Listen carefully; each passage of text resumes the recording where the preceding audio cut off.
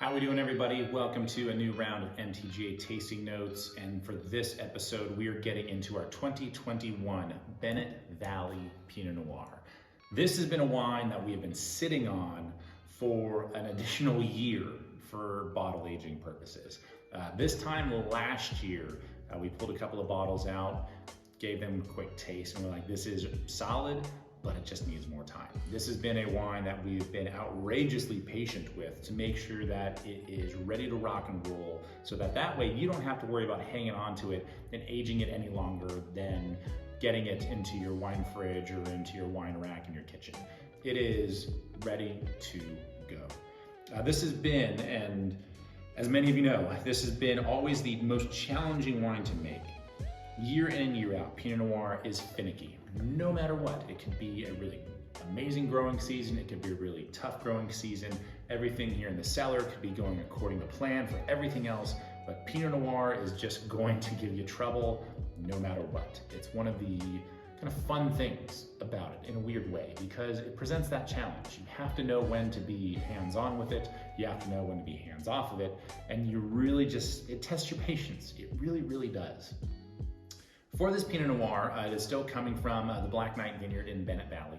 That is two different types of Pinot Noir that really kind of make up the base of this wine.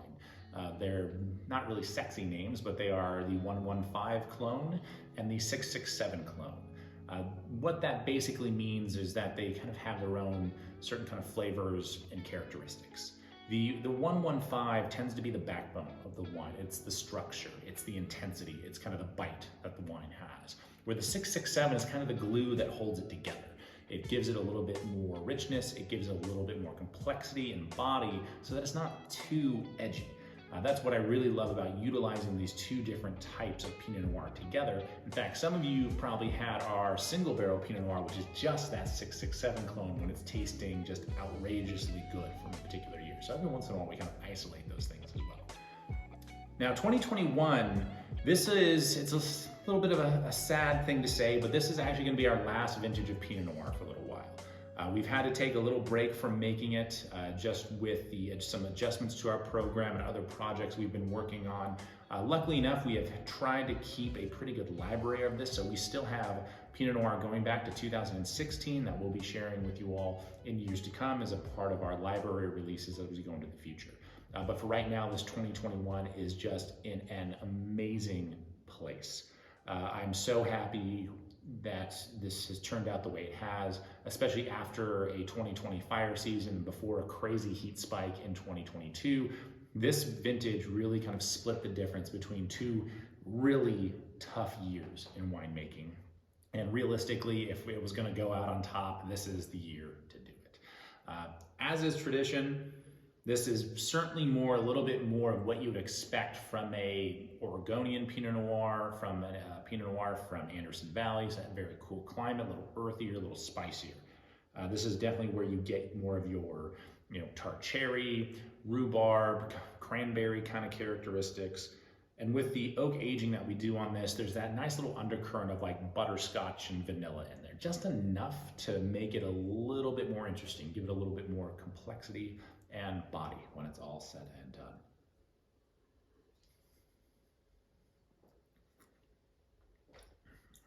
Ooh.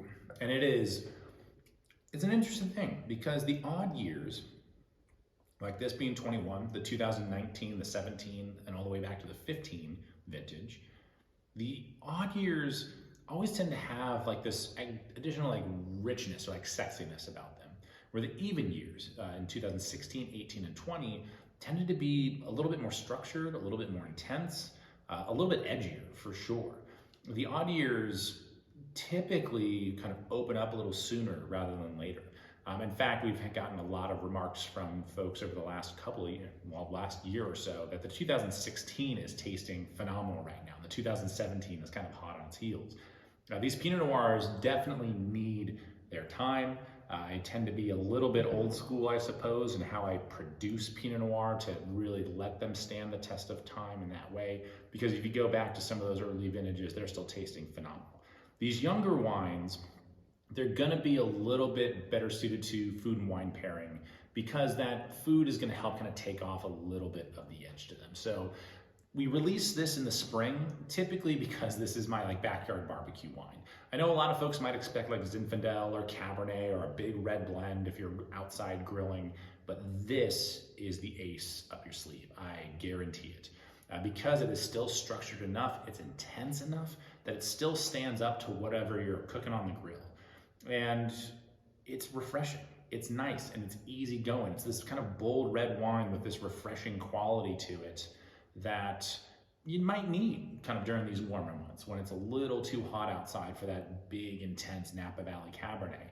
This is gonna help kind of bridge the gap into the evening, hopefully when it cools down a little bit more and you start popping open that Cabernet then. So I always kind of figure that Pinot Noir is a great kind of intermediate wine, that you start with maybe some bubbles or a little bit of white wine to get an evening going. You know, you start cooking, you're having some appetizers and whatnot, and that's when you break out the Pinot Noir, and then you break out the big guns when you get to the main course. Kind of a nice little order of operations. That's really how we craft our Pinot. That's kind of the utility off the belt that we use it for. Now, this will be a wine that if you wanted to hang on to something and age it, please feel free. This is gonna stand the test of time, no problem.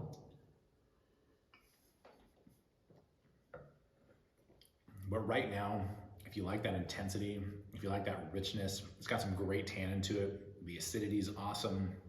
I mean, if you like a red wine with a little bit more punch, now is gonna be the time to dive into it. So this is a release that I really hope you enjoy. It is a bummer that this is our last release of Pinot Noir for a little while. It is my hope to bring it back into the fold at some point. But for all you Pinot fans out there, never fear. We are going to do our best to try and keep some of this Pinot Noir around, including some of our older vintages for the next few years. That way there's always something for you to enjoy.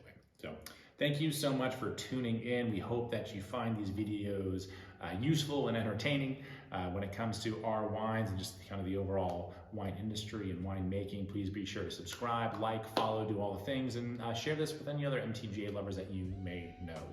This is a great place to kind of learn a little bit more about the wines, my theory behind winemaking, and how we go from grape to bottle to great what we have in front of us today. So have a great one. We'll see you next time.